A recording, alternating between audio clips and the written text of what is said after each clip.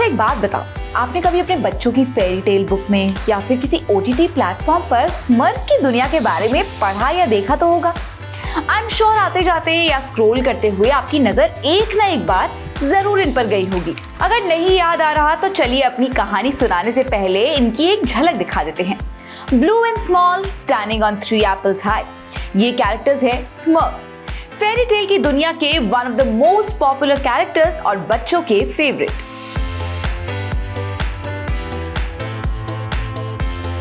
अब याद आया?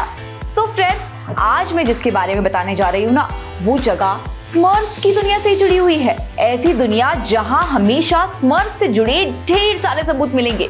जी हाँ, चौंकिए मत, मैं आपको ऐसे ही एक गांव में लेकर चल रही हूँ जो इस दुनिया से बिल्कुल अलग है, जिसे स्मर्फ्स विलेज भी कहते हैं।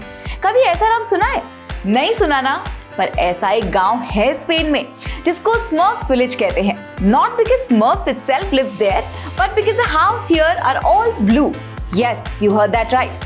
Spain has its very own blue town up on the mountains of Andalusia, about an hour north of Marbella, and it's famously known as the real-life Smurfs village.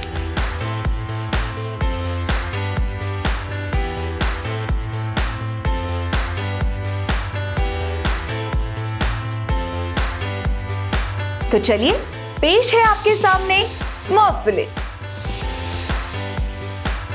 Spain से जुटकार में आपका स्वागत है, जिसे प्यार से स्मर्फ गांव और स्पेन के ब्लू गांव के रूप में जाना जाता है। जी हाँ, दक्षिण स्पेन के अंडालूसी प्रांत में जुटकार नाम से एक छोटा सा गांव है, जिसे उसके नीले रंग की वजह से स्मर्फ विलेज कहा जाता है। वो इसलिए क्योंकि स्मर्फ्स नीले रंग के होते हैं और यहाँ पर मौजूद सभी घरों के रंग स्मर्फ्स के रंग की तरह ही रंगे हुए हैं।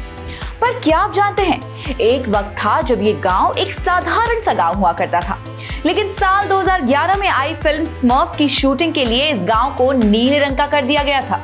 पहले सिर्फ कुछ घरों को रंगा गया, लेकिन धीरे धीरे गांव के सभी लोगों ने अपने घरों को वैसे ही पेंट करवा दिया। पर इस ब्लू कलर की वजह से ये गांव काफी पॉपुलर हो गया और काफी सारे टूरिस्ट इस गांव को देखने के लिए आने लगे। पहले तो ये टेम्पररी व्यवस्था थी, लेकिन जब टूरिस्ट की तादाद बढ़ने लगी तो गांव के नीले रंग को बरकरार रखा गया। अब आप सोचेंगे कि दुनिया में इतनी खूबसूरत सी जगहें हैं, तो फिर फिल्म मेकर्स ने स्पेन के इस गांव को क्यों चुना? दरअसल ये गांव अपनी फंगाई के लिए फेमस है और स्मर्फ्स का भी फेवरेट मशरूम्स है, इसलिए मेकर्स ने इस गांव को ही स्मर्फ्स की शूटिंग के लिए चुना था।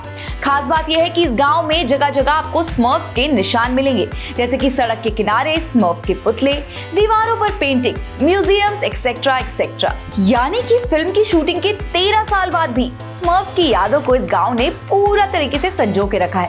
इनफैक्ट अगर आप यहाँ पर जाएंगे तो आपको ऐसा लगेगा कि आप किसी ऑर्डिनरी गांव में नहीं है, बल्कि किसी फेरी टेल की दुनिया में घुस गए हैं। ये गांव इतना छोटा है कि आप दिन भर में ही इसका पूरा टूर कर सकते हैं, लेकिन यहाँ पर रहने वाले लोगों के लिए सारी फैसिलिटीज मौजूद है, जैसे कि यहाँ पर बच्चों के लिए एक स्कूल भी है, चर्च भी है, पब्लिक लाइब्रेरी भी है, एडवेंचर पार्क भी है। बताया जाता है कि ये जगह वीकेंड्स पर काफी बिजी हो जाती है, क्योंकि वीकेंड्स पर यहाँ पर टूरिस्ट की भरमार देखने को मिलती है। तो दोस्तों, इस बार अगर बच्चों के साथ एडवेंचर करने का मन है ना, तो ये स्मर्फ विलेज बच्चों को जरूर लेकर जाइएगा।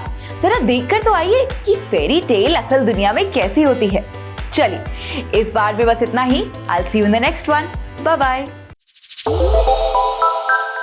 श्रेष्ठ उत्तराखंड पर खबरों से जुड़े रहने के लिए चैनल को सब्सक्राइब और लाइक करें, बेल आइकन दबाएं और देखते रहें श्रेष्ठ उत्तराखंड।